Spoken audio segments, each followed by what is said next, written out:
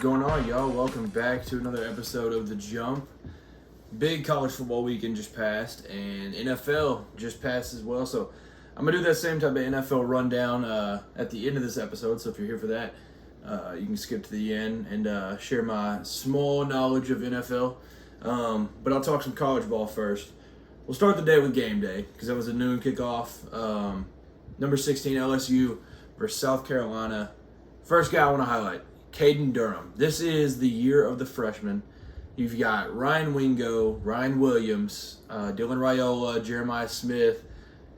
Now you get Caden Durham. He absolutely took over this game late, and South Carolina had to do a whole lot of things to end up losing this game, and they also got screwed on the whistle. But Caden Durham is a big part of why LSU was able to get this comeback and ultimately end up winning this one in Columbia. Lenora Sellers, though, absolutely balled out. He was a big part of the reason why they got up 17-0 to start this game.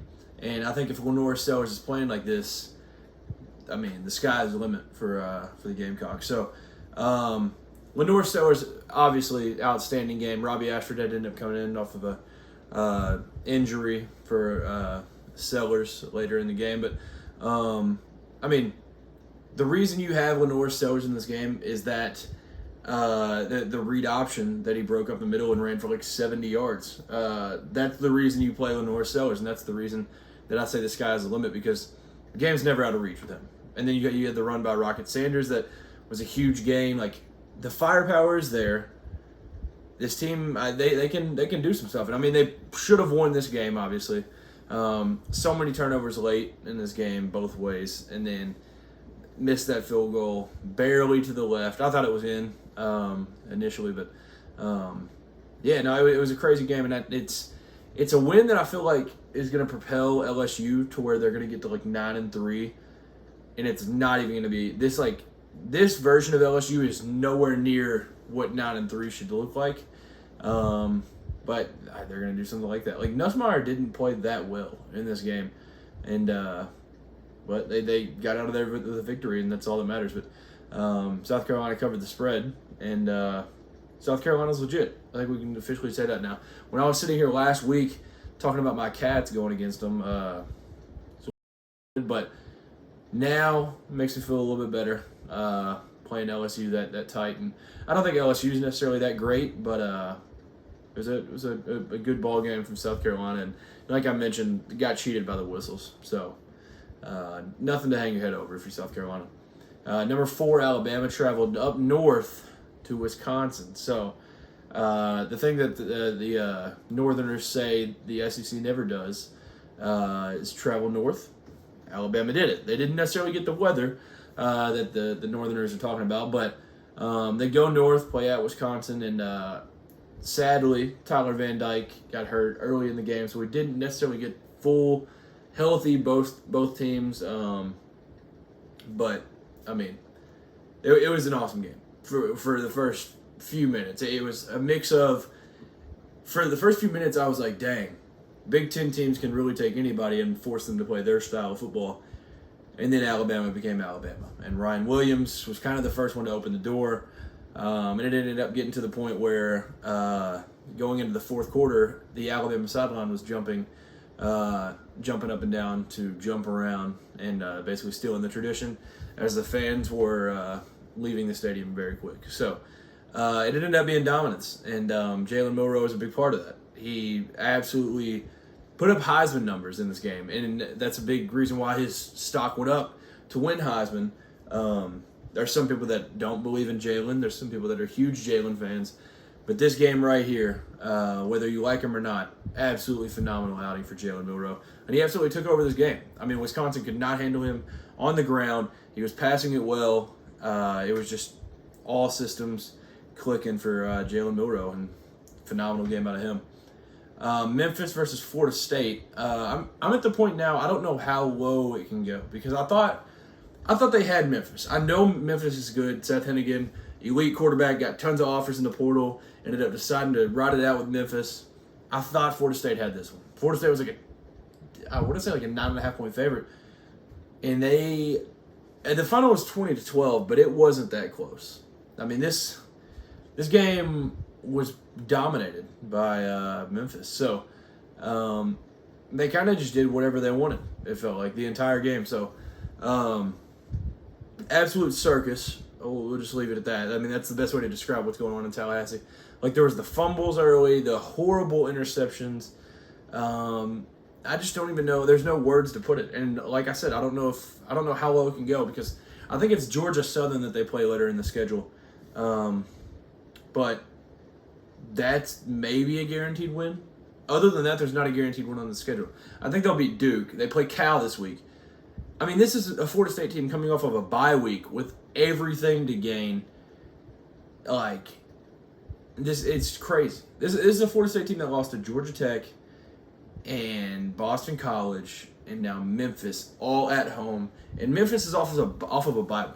They had to pay $1.3 million to Memphis to come beat them on their home field. What was it, Doak Campbell? It's I don't know how low it can get. I don't know. I want to say Norvell's buyout's like $65 million or something. Shout out to Alabama, because that's a big reason why he's getting that bread. But I don't know if you can fire him already, or like it feels like you go 13-0, win an ACC championship, you're pretty safe, you're pretty secure. But if you go 1-11, I'm not sure. I'm not sure if you can really back yourself for that. I don't know.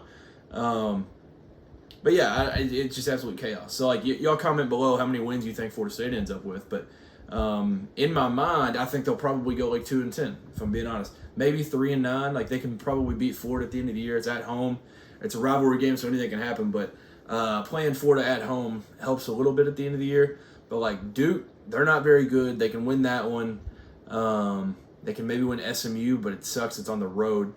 Yeah, I mean, it's not going to get much easier. Well, when Clemson comes to town, it might get ugly. I mean, they get it at home, so that might be a little saving grace. But yeah, Clemson might force their program, and they might force Norvell into early retirement or something, because that game's going to get ugly. But yeah, Memphis upsets Florida State on the road. Mike Norvell gets beat by his former team. It was dominance the whole time for Memphis. Number 24, Boston College, went to Columbia, Missouri, to face number 6, Missouri. Boston College came out hot. I think Missouri was a 16.5-point favorite. And Boston College went up 14-3 to start. And it kind of, I mean, the second touchdown was kind of fluky, and it was a crazy play. But, I mean, Boston College, they're showing they're legit. Like, this was the game that proved it to me, because nobody knows how good they were going into this. They deserve to be ranked going in, but this game shows me right away, like, this is a legit team. They end up losing it once Luther Burden gets going. Luther Burden after the catch is absurd. Best receiver in college football, and that was kind of the difference. Once he got a couple catches, got a little bit, then he just started rolling.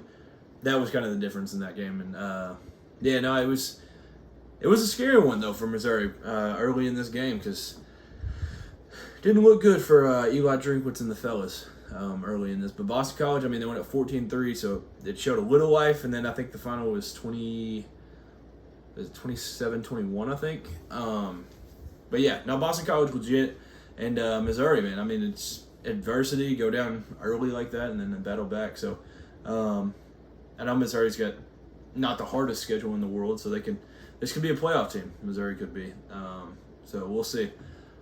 Florida versus Texas A&M, not a whole lot that I need to talk about in this one. I mean, I don't know how Billy Napier, I don't know how I'm recording this on September 17th, coming out on September 18th in the morning. I don't know how I'm recording this on September 17th, and Billy Napier still has a job. There was the Board of Trustees meeting on Sunday morning right after the A&M game, and I thought that was it. I thought it was done. They were going to let him know. Maybe they're giving him one last straw. I don't think he makes it to the Kentucky game. That, if I had to make a prediction over under the Kentucky game, I'm saying under.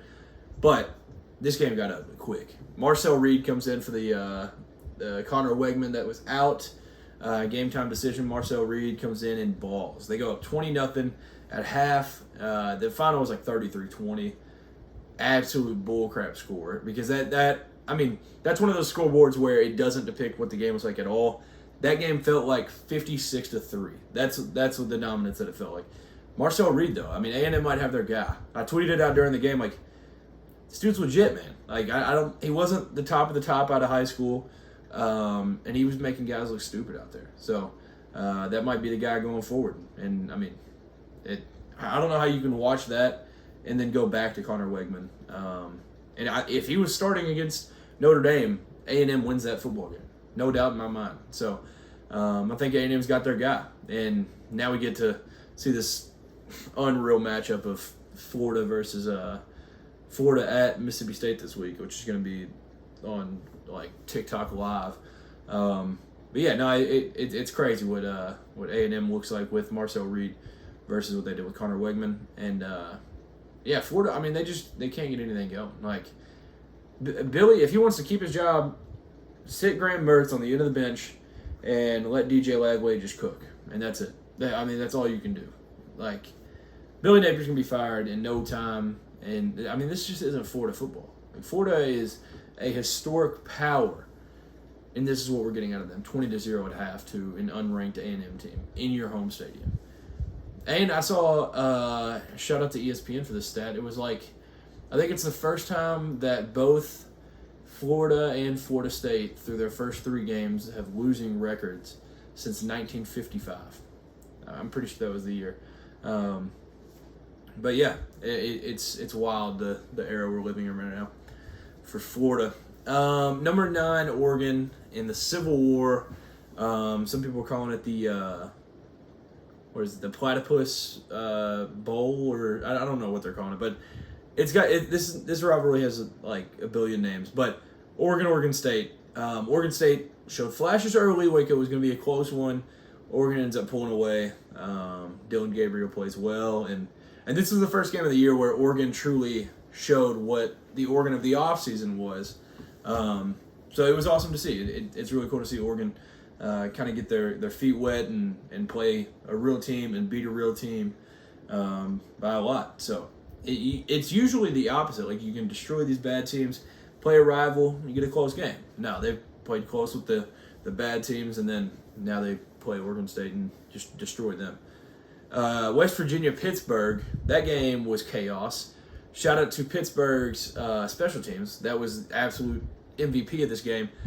But West Virginia did everything they could to end up losing this one. Pittsburgh, what a comeback. The last week they came back versus Cincinnati. That one was crazy. This one was nuts too. They won the backyard brawl, and I mean, man, West Virginia, it's just like honestly disappointing at this point. Not everybody was believing that they would beat Penn State to start the year, but a lot of people did believe in them being a very serious and legit team and maybe a threat to sneak up and be a dark horse in the Big 12. And it's just not looking good right now. Not looking good for it. But shout out to Pitt for winning that game. And Eli Holstein, if you don't know the name, write it down. This guy is legit. He's a true freshman. Another freshman to add to the list. I'm pretty sure he's a true freshman. I could be wrong on that. Don't quote me. But he came in for, what was that other quarterback's name? It doesn't matter. Now that they have Eli Holstein, they're legit. Pitt is a legit football team, and they could beat anybody on any given day in the ACC, and it wouldn't shock me. So be on the lookout for Pitt. What a game that backyard brawl was. It always delivers. Not going to spend a lot of time on this game. Notre Dame, number 18, going to Purdue. Purdue's obviously a place that you can slip up a lot for no reason, but they won 66 to, was it 7? I think it was 66-7. But I do have the SportsCenter fact that they put out. Notre Dame's 66 points are its most following a loss within a season since 1908. That year, the Irish lost at Michigan, then defeated the Chicago Physicians and Surgeons 88-0 the next game. Shout out to Chicago Physicians and Surgeons. The first time I ever heard about those was those guys was if you look back at like Michigan's like 1904 schedule, which is goofy if you look at the teams on there. But yeah, shout out to Notre Dame. I mean, I didn't think this version of Notre Dame was ever going to put up 66 points. They did it.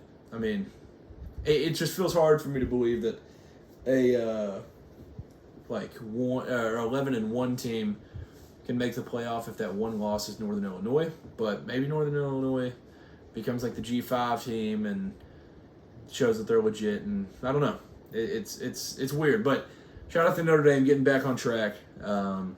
Yeah, look at the Irish. Another rivalry that was this early, which is weird, the Apple Cup, Washington State. John Mateer, absolute legend. If you had, I mean, there's not a lot of reason for anybody in like the southeast part of the U.S. to watch Washington State football unless you're a sicko, which I am. John Mateer is so much fun to watch, and that the ending of this game was phenomenal. The stop that Washington State ended up getting on that option play, outstanding play, but it was just a phenomenally coached game both ways, and I mean, absolute nail biter till the end, and then Washington State's social media took over, and it was absolutely beautiful. They posted like the what is that song? The Big Ten commercial where they go across the entire U.S. or whatever, and then at the end they turn and you can see all the Big Ten logos or whatever. Now that they're obviously in the Pac-12 and Washington moved to the Big Ten, they took that commercial and then changed all the logos in the Big Ten to Washington State logos. So absolute demon time from the social media team for Washington State. But shout out to Wazoo, man. It was awesome. You know that had to feel absolutely amazing after the your rival kind of one-ups you, goes to a bigger conference, and then you end up beating them. So shout out to Wazoo. Colorado State. This honestly feels like it's becoming one of the best like minor rivalries in college football, especially with Deion now and what they've got to offer. And then Colorado State, I mean, it's just like pure hatred, and it's awesome. You saw all the clips of the Colorado State quarterback before the game, not talking too highly of Colorado, saying like, we'll see where all these Instagram likes get them or whatever he said. So Shedeur after the game, if y'all didn't see it, he confronts him. When he walks up, tries to shake his hand, he was like, "Nah, you were the same dude that was talking crazy on Instagram," and then he was like, "No, you can't F with me." So can't hate Shedeur for doing that. I mean, it was probably called for. I mean, I don't know. At first, I was kind of like, "Dang, dude." I mean, just shake his hand and you kind of one up him at that point. Like, you just beat him and then you're gonna be a good dude about it. But no, I mean, Shedeur was standing on business. So another thing I want to note from Shedeur, he brought his O-line with him to the press conference. So that was awesome. But game-wise, I want to talk about the best football player in the country. Not saying he's going to win Heisman because he's not. The record won't be good enough. But Travis Hunter, man. This guy played 123 snaps in this game. He had 13 catches on offense, 100 yards, 2 touchdowns. Defensively, 1 interception, 38 return yards on that interception, 1 pass breakup, and 5 tackles. He is absolutely ridiculous. He is one of one. Nobody is doing it like him. Like, it's crazy. It's unreal what he's been able to do. And doing it both ways. That's why I'm confused on when he goes to the NFL. I don't know what he's going to do. I don't know if he's going to pick one side or if he's going to end up talking to teams and be like, let me play both ways. Because he can't do this forever. I honestly thought he was a better DB, but after seeing him a receiver, I mean, he might be a better receiver. So, not quite sure. Now I'm going to talk about my team, the Kentucky Wildcats. So, the Kentucky Wildcats are kind of you'd be shocked. Kind of like the talk of the town right now because of one particular play. So, defense for Kentucky, lights out, playing number 1 Georgia at home. It's kind of a get-right week because, like, last week, most embarrassing game. So it's kind of time to get right. But you're playing number 1 Georgia. Not a great look. 24-point dogs. And this defense absolutely balled. We go up 3-0. And then that Zion Childress pick 6 that ends up getting called back. Not sure. I mean, everybody thinks something different on this play, but it does feel like to me there wasn't enough to end up overturning the call because you couldn't tell how much of his hand was under the ball on the pick or if the ball had hit the ground or if he was like there was so much going on. I thought it was a pick 6. I honestly, you could talk me into either way. I thought if anything, you can't just reverse the call. But yeah, that was kind of the play that decided the game. I mean, we would have knocked off number 1 Georgia if they left that on the board. But and then the play that I need to reference because it's kind of taken over college football. Do you punt 3 minutes left on your 48, or on the opponent's 48. So you're across the 50. 3 minutes left. 4th and 8. Do you punt or do you go for it? So I want to reference. So Andy Staples for On 3, him and Andy and Ari do a show together, and they do great work. But I saw them talking about it, and Andy said that he had gone to an NFL calculator because they don't have it for college, and just went to go see scenarios what it would say in the NFL. He said even to the point where he had taken the Chiefs offense with the best quarterback in the NFL against the Commanders defense, who's technically the worst in the NFL right now, or when he did it or something, I don't know. But he chose the Commanders defense, Patrick Mahomes, Travis Kelce, Pacheco at the time, and it said do not go for that. It said punt or kick a field goal. Obviously, we're not kicking a 60-something yard field goal at that point. So it's basically saying punt, even in that scenario. Even on this level, it says to punt. So that's why, even right when it happened, I was like, whatever the coaches decide, that's the right call. I don't care either way. There was a whole lot of Nick Sabans all over Twitter that were like, dude, this is crazy. I hate the decision to punt. What an idiotic call. People calling for Stoops' job just because of that.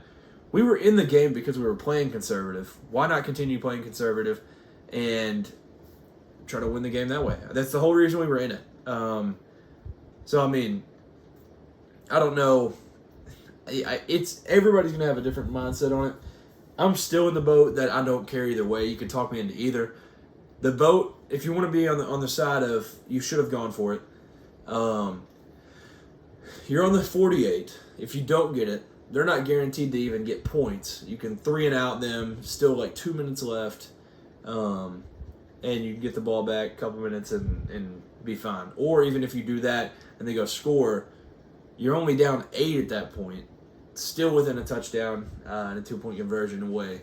So you can talk to that. But the way this defense played the whole night, I don't hate the decision to punt it, try to pin them, play defense. And, I mean, at the time, Sean McDonough had said it on the broadcast. You had 3 timeouts. You had the 2-minute warning still. All of this is still in your back pocket. You don't have to freak out about timing or anything. But the thing that does hurt, if you all go back and watch the game, I think it was Barryon Brown. It was like a bunched up trips thing to the right. And I don't know if the play was like mesh or what it was, but Barryon essentially just runs like a drag route. And he is absolutely wide open by himself. Minimum, the play is getting 25 yards. And it was on the 3rd and 8, right before. But Jalen Walker beats Marcus Cox on the outside, and he hits Brock Vandegrift right before he's able to get that pass off to Barryon. And that's exactly where he was throwing. Absolutely phenomenal play call by Bush Hamden. And you leave with nothing because he gets hit, and it hits a lineman's head and then goes up in the air. And so if we can get that play off, we would have knocked off number 1 Georgia. But it's a huge if. So, yeah, I mean, what a chaotic game, chaotic night. I'm just super proud of this team, though. Like, you could easily lay down after last week, an embarrassing outing, and you could lay down and say this season's over and all that. But this team buckled up, went to work all week, and then came out and played number 1 Georgia to the wire. And one guy I want to highlight, I mentioned Zion Childress. That was one of the best defensive games I've ever seen. And numbers don't tell it because he plays a position where, you can't just use stats to look at it. But phenomenal game out of Zion Childress and Deion Walker. And that whole defense was outstanding. But Demi Sumo-Karngbe, he is technically our backup running back once Chip Trayanum's back. I don't know if he is now. That game was absolutely phenomenal from DSK. He ran whenever he wanted. He broke a billion tackles, it felt like. He was extremely, extremely smart the entire time. Super patient. Absolutely phenomenal game from Demi Sumo-Karngbe. And then Jamarion Wilcox. He's technically the 4th string when our team is fully healthy. And he went out there and had some great carries. So, both those guys, shout out to them. We couldn't pass very well throughout this game. Those guys were a big reason on why we had success in that game offensively. Obviously, we couldn't punch it in the end zone, but they were a reason we were getting down there and getting the points and stuff. And then another thing that was after the punt. Technically, if you look at it in this way, technically the punt idea worked out because Oscar Delp on, I believe it was the third down. It was the second or third or whatever. But he's running like a drag or a crosser or something, and he catches it, goes to get upfield, and he goes and fumbles right before the first down.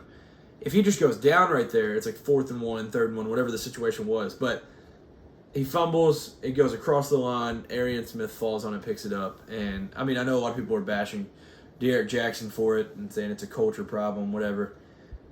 You can't really expect like the ball to pop out, so I don't necessarily fault him for it. But, yeah, it was just tough, man. They ended up getting the first down, and that ultimately basically ended the game. We got the ball back with 8 seconds left. And, yeah, lost by 1 there. So it was awesome to see us, not back down and kind of take it to the chin and I don't know, own up to how bad we had played last week and then come out like this. So it was awesome. But this was kind of an insult stat in a way. ESPN Stats and Info on Twitter. In the last 5 seasons, Georgia has been held below 20 points on the road 3 times. In 2020, they were held to 14 points at Kentucky. In 2022, they were held to 16 points at Kentucky. And then their lowest was Saturday night, 13 points at Kentucky. But Georgia is 3-0 in those games. That is brutal. It's absolutely brutal. But yeah, man, I don't know. I was definitely obviously negative last week, but I don't remember if I had said it on here or not. But I was like, if you're a betting man and you want to throw something on a parlay or something, Kentucky cover the spread, because we just play them well. I don't know what it is. We play similar brands of football, and with this type of defense, I mean, there's no reason we can't hang with the big boys. So super proud of this team and can't wait to see where we go going forward. Around the country, other than that, Texas ranked number 1 now. First time being ranked number 1 since October 26, 2008. Texas is back. Or no, that's a Wolfpack. Hook 'em. And then Arch Manning. He comes in versus UTSA, 9 for 12, 223 passing yards, 4 touchdowns, no picks, 53 rushing yards, 1 touchdown. And the big thing going around the internet right now is that whenever he had that long run, he had reached a top speed above Tyreek Hill. That's absolutely terrifying. Knowing that a Manning has speed is absolutely insane to think about. But, yeah, now he balled out, and he'll be starting this weekend against UL Monroe. And then hopefully Quinn is back after that. But, yeah, Texas didn't slow down one bit, losing Quinn in that game. And then Tennessee, I hate that I'm right because obviously as a Kentucky fan I don't like Tennessee, but I was extremely right in the offseason. I had put Tennessee in my playoff when I was talking about it. I told everybody, jump on the train now. They're going to be absolutely unreal unless the only thing that could have stopped them is if Nico sucked. And I didn't think that was possible. So they're unreal. They scored 65 in the first half against Kent State. Most points in a half by an FBS team in the last 20 years. It's crazy. They ended up winning 71-0. They offered Kent State to shorten the quarters in the second half there. And, yeah, they said no. So, I mean, if I was Heupel there, I'd put it on them at that point. But, yeah, Tennessee is terrifying. And now they get game day this week and as they play at Oklahoma. So they get to travel to Norman. The Josh Heupel Bowl gets to go coach against where he played. So that game's going to be exciting. Can't wait for that one. Some NFL news. I'm going to start off with I'm going to start off with the worst team because they just made a huge move. So Bryce Young got benched, former number 1 pick from last year. This was an updated look on their trade that they had made with the Bears. So the Bears received wide receiver DJ Moore, 2023 first-round pick, which became offensive tackle Darnell Wright, 2023 second-round pick, which became corner Tyreek Stevenson, 2024 first-round pick, which became Caleb Williams, in a 2025 second-round pick, while the Panthers received the number 1 pick in 2023, which was Bryce Young. And now he's benched for Andy Dalton after an awful game versus the Chargers. And I'm kind of in the boat that I'm not sure if it's Bryce's fault. He's not necessarily dealt a great hand.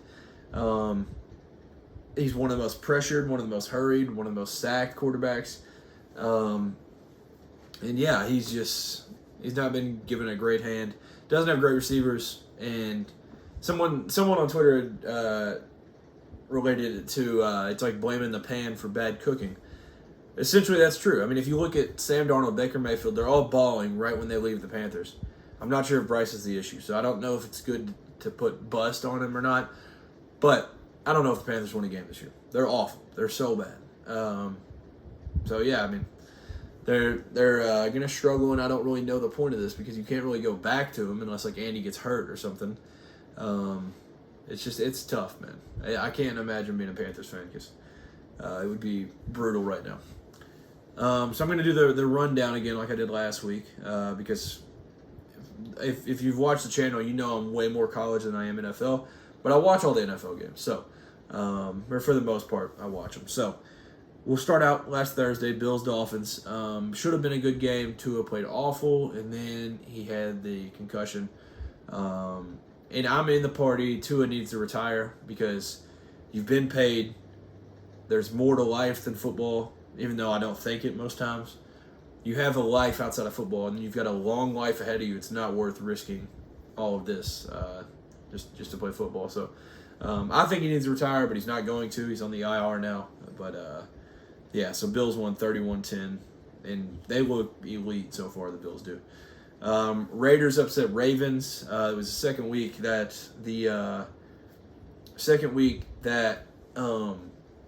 the biggest favorite of the week was upset, and also both of them were at home. So Bengals week 1, Ravens week 2. So yeah, Raiders big upset there. Browns, Jaguars. Deshaun played quite a bit better in that game. Weather not great, but it ended up being fine. And then Jaguars couldn't get it done late. Lose 18-13. Jets at Titans. Jets got it done, and the Titans had that last drive, and it was very, very close. But obviously the big takeaway from this game is Will Levis's relationship with Brian Callahan. He said that punting comment in week 1 about Will, and then this one there's a clip going around of him saying, "What the explicit are you doing?" And then he had that iconic picture of him like falling face first trying to make a play happen. And so it's been week 1 and week 2 are two just iconic pictures for Will. Niners lose at the Vikings. Justin Jefferson completely took over this game. And this game was kind of like, all right, I'm just going to remind the world that I'm the best receiver in the NFL. That's kind of what I took from it. I mentioned the Panthers. They lost 26-3. Shout out to J.K. Dobbins, absolutely balling out there. And Jim Harbaugh getting it done. Seahawks beat Patriots in OT. This was probably, if I look through, this is one of 2 games that I definitely watched the least of. Ramondre played well again, but other than that, I don't know too much about it. Saints go into Jerry's world and win 44-19. And that Clint Kubiak offense looks like it's going to be dangerous. So the NFC South is looking dangerous because the next game I'll mention is Buccaneers-Lions. Buccaneers go into Detroit and beat the Lions 20-16. Baker Mayfield is absolutely balling still. Like that Liam Cohen offense looking very, very good. Giants-Commanders. Commanders scored the most normal 21 points ever, 7 field goals. But, yeah, it did feel like in this one, Jaden kind of, it feels like he remembered that he's like a quarterback, so he was actually passing the ball, not just running all the time. But, yeah, it's a big win for the Commanders, getting a division win. Packers, Colts. Anthony Richardson did not look good, but Malik Willis actually played pretty well. So I think that's more of Matt LaFleur than it is anything else. He was 12 for 14, 122 yards, and a touchdown. So solid game on him. 41 rushing yards to go with it. Rams, Cardinals. The Cardinals are such a fun team to watch when they're all healthy and all playing well. Kyler Murray, 17 for 21, 266 yards, 3 touchdowns, 158.3 QB rating. So, or passer rating. So shout out to Kyler though. I mean, Marvin Harrison. This was kind of the Marvin Harrison Jr. This was his welcome to the NFL. 4 catches, 130 yards, 2 touchdowns. That first catch was nuts, and then the second one he had to reach halfway across the field to go score it. But man, he looks amazing. So people were quick to talk crazy about him, but it was only after week 1. So he balled out in game 2. Steelers now 2-0, first 2-0 start since 2020 for them. And Mike Tomlin has continued his crazy record against rookie quarterbacks as they win 13-6. Justin Fields played good again, so they're going to keep riding it out with him for the time being. Bengals Chiefs, one of the modern rivals in the NFL. Cam Taylor-Britt's interception was nuts. It also won me a fantasy because Patrick Mahomes threw that last pick and it brought his points down. Besides that, Joe Burrow played phenomenal. 258 yards, 2 touchdowns, no picks.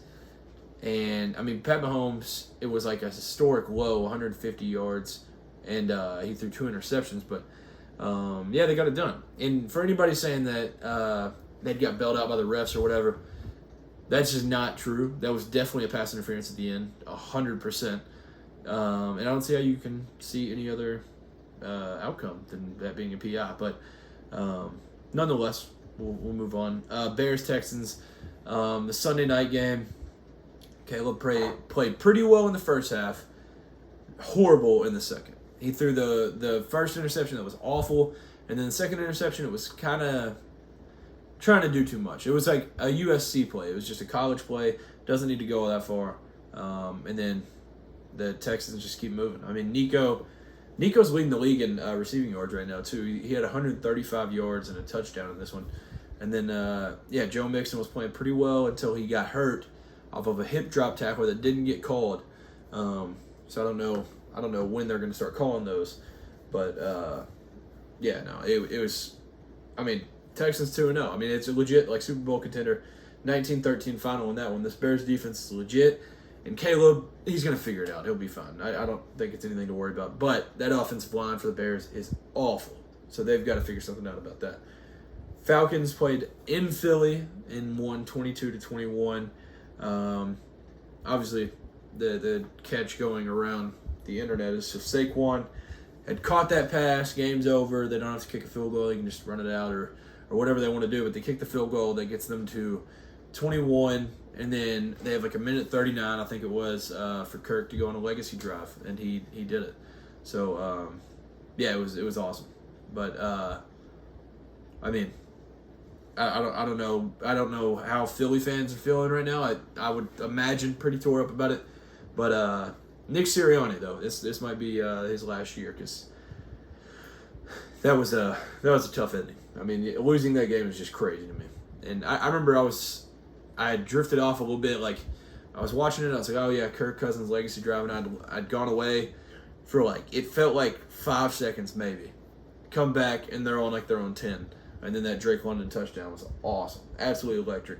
Darius Slay gave up that touchdown, and he apologized to the city of Philly, but it's been a chaotic first couple weeks because it felt like now the Falcons get the Chiefs, so.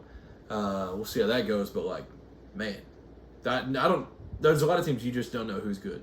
There's pretenders, contenders, and just flat out frauds, and nobody knows. So, some big games to look forward to. Just off the top of my head, I know Ravens at Cowboys is this week, NFL, and then I know there's the Falcons at Chiefs, like I mentioned.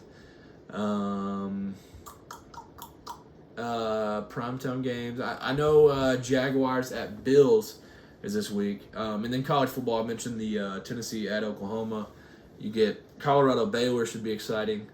A ranked matchup between Nebraska and Illinois. Utah at Oklahoma State will be awesome. And then there's a pretty good slate overall. We're starting to get into conference play a little bit. USC at Michigan, that will be electric too. So, it's going to be an exciting week of football. And I'm super excited to get back to it. So thank you for tuning in to another episode of The Jump. Make sure to like, comment, subscribe, do all that. Go follow the socials. They'll be at the end of the video as always. And peace.